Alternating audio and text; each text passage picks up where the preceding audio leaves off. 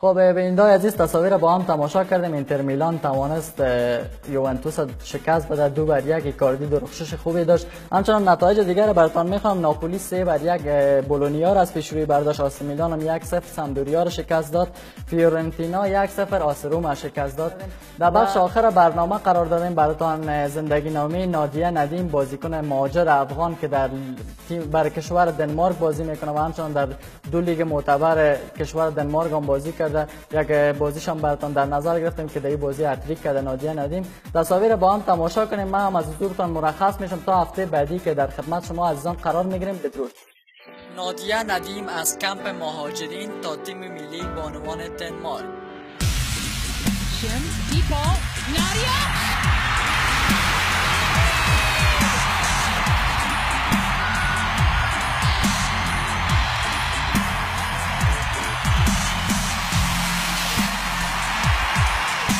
نادیه ندیم دختر مهاجر از افغانستان بود که حالا در یکی از مشهورترین تیم‌های فوتبال جهان بازی می‌کند.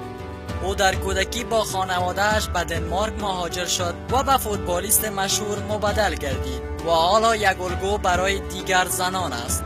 نادیه فوتبال را در زمین‌های خاکی کابل با خواهرانش آغاز کرد. پدرش بعد از کار دخترانش را به میدان می‌برد و با آنها فوتبال بازی می‌کرد تا اینکه طالبان آمدند و زنان دیگر اجازه بیرون شدن بدون مرد، رفتن به مکتب و حق فوتبال بازی کردن را نداشتند. روز پدر نادیه را بردند که به گفته خودشان با یکی از فرماندهان طالبان ملاقات داشته باشد، اما پدرش دیگر بر نگشت. بعدها خانواده‌اش فهمید که وی کشته شده است.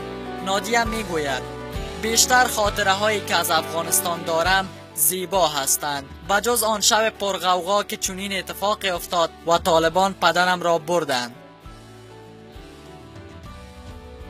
فوتبال در زندگی نادیه یک عنصر سازنده است. او در ابتدا فوتبال را از پدرش آموخت، یک جنرال اردوی افغانستان که به صورت غمناکی به قتل رسید.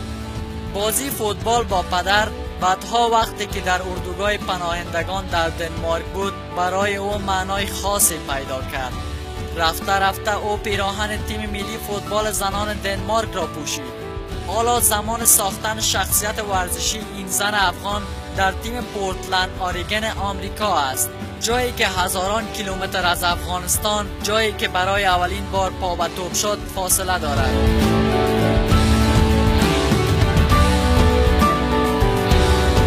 او پس از 2 دوری که در نیوجرسی برای تیم فوتبال FC اسکای بلو بازی کرده بود، حالا برای تیم پورتلند بازی می کند. این بازیکن 28 ساله دنمارکی با اصلیت افغانی در دانشگاه طب درس می خواند و سال آخرش را سپری می نماید. همین که نادیه از کمپ مهاجران به تیم فوتبال محلی را یافت، به سرعت رشد کرد و وارد تیم ملی شد. اما او تا 18 سالگیش زمانی که شهروند دنمارک شد اجازه نداشت در بازی‌های رسمی شرکت کند. برای اولین بار او در سال 2009 در لیگ آلگارو مقابل تیم ملی فوتبال زنان آمریکا وارد میدان شد. نادیه گفت من حتی آماده نبودم. یکی از بازیکنان ما در دقیقه 15 دچار مصدومیت شد و به من گفتند نادیه برو به میدان و بازی کن.